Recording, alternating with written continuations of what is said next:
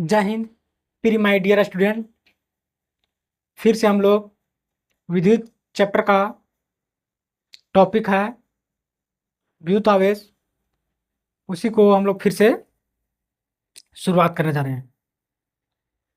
देखिए, अब आप लोग के पास उचित समय आ गया है स्टडी करने का, इसलिए आप लोग ध्यानपूर्वक अपना स्टडी करें और अपना जीवन को बेहतर बनाइए, क्योंकि दुनिया का हर एक चीज़ आप लोग से छीन सकता है, बांट लिया जाएगा, लेकिन एक शिक्षा ही है जो आपको बदल सकता है और ये आपको कोई नहीं छीन सकता है, न कोई लूट सकता है। इसलिए आप लोग पढ़ाई पर ज़्यादा फोकस, क्योंकि यही समय आप लोग को बेहतर बनाने के लिए। आप नर्सरी क्लास में टॉप किए हैं, आप नर्सरी क्लास में टॉप किए हैं, 1 में टॉप किए हैं, 3 में किए हैं, 5 में किए हैं, ये आपको मायने नहीं रखता है। अब आपका ये समय आ गया 10th क्लास, ये आपको अब बेहतर करने का समय आया है। ये आपको यहाँ फाउंडेशन, वो तो आपका फाउंडेशन था, पिलर वहाँ से स्टार्ट किया, लेकिन आप मेन आपका यहाँ सारा चीज़ को इनोवेशन किया जाएगा, इसलिए आप लोग इसको बेहतर बनाएं।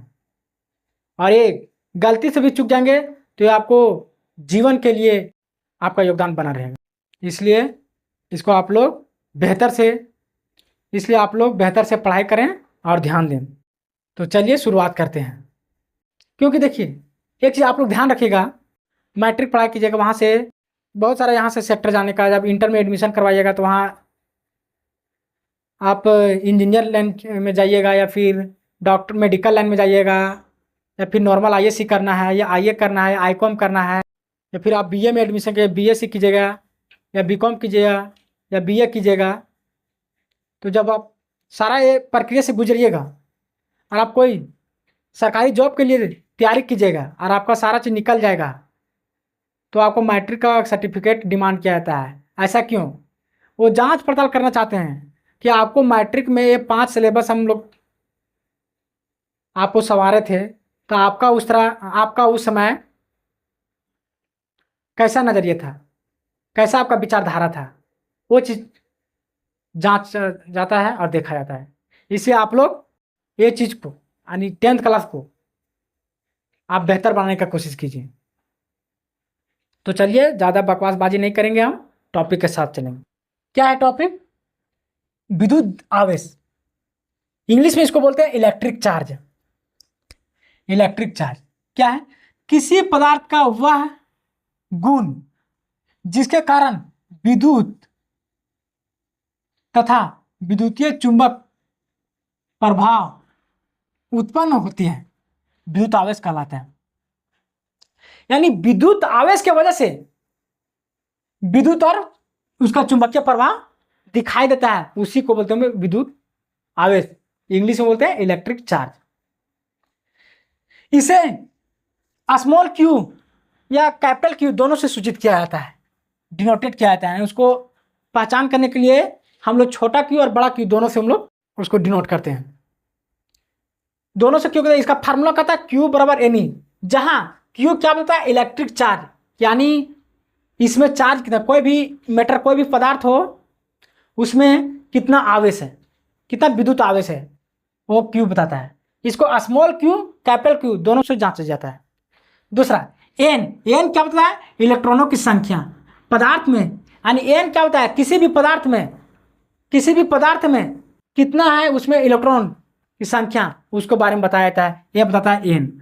और ये क्या होता है? इलेक्ट्रॉन, एक इलेक्ट्रॉन में कितना? 1.6 गुना 10 के पावर -19 गुलाम होते हैं। एन क्या होता है? पदार्थों में इलेक्ट्रॉनों की संख्या। और ये बताता है उसमें विद्युत आवेश कितना है, चार्ज कितना है।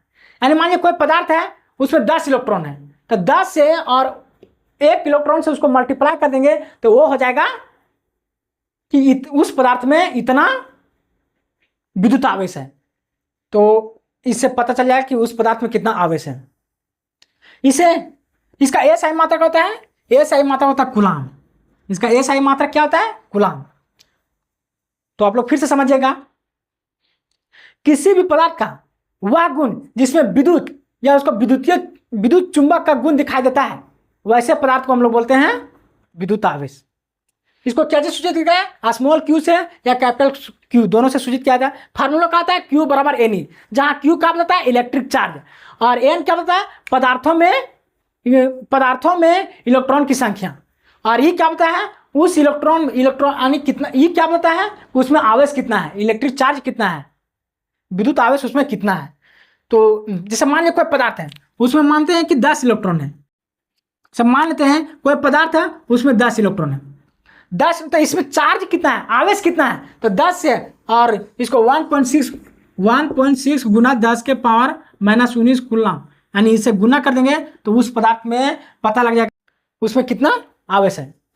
तो इस प्रकार आप विद्युत आवेश को समझ गए होंगे।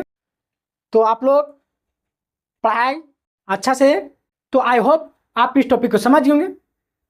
मिलते हैं किसी नेक्स्ट वीडियो के साथ। जय हिंद।